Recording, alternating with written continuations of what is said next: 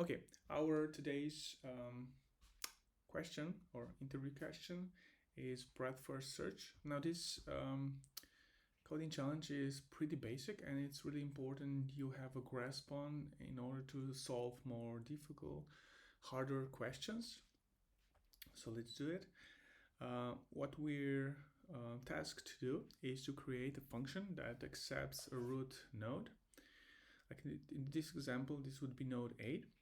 And we need to return either return on, or in our case we'll be printing out nodes in breadth first manner.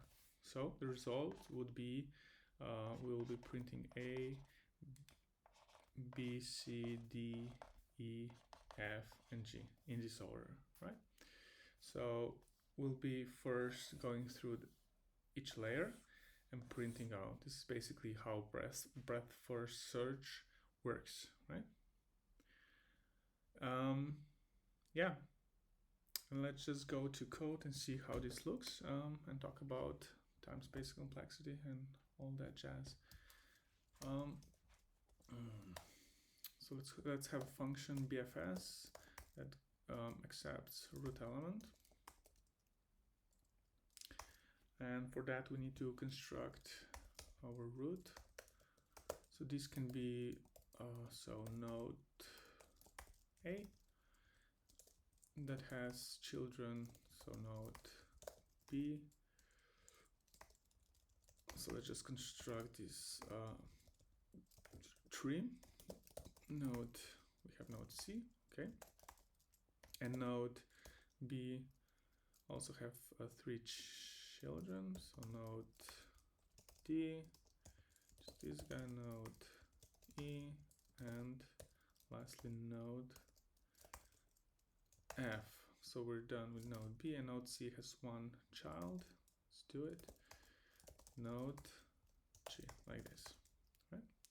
So let's just see if this is valid. So node A is our root element, and we have our children here, and node B has all these children, and node C is here, right? So next thing we need to do is construct our class. So node class that has a constructor, so def init. So we have self and value and default value for children. Like this. Right, so self value is value.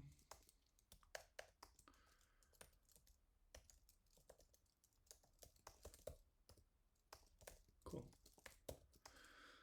Right, so we have node class, we have our root. Now we can actually construct our BFS function. So let's do it. BFS accepts root. Now we need, every time we do breadth first search, we're probably going to have a queue. If we're going to create iterative solution, which we will do right now, so we need a queue, and we need to import collections. We will do this because, like, we could use a list or an array here, but just to be more optimal, we would use collections DQ, right? And we'll pass it through as the first element. We're doing this because we will be shifting our popping lefts element, and this is more optimal, right? While Q is not empty, we of course pop the element. So let's have node, and we say Q pop left, like this. And we can print our node, oops, like this, node value. And the second thing we need to do is just append each child from the nodes array to our queue. So for child in node children, we do queue dot append child, like this. Cool. Yeah, and that's about it. If we recap, creating our queue, we'll be looping over our queue until it's empty.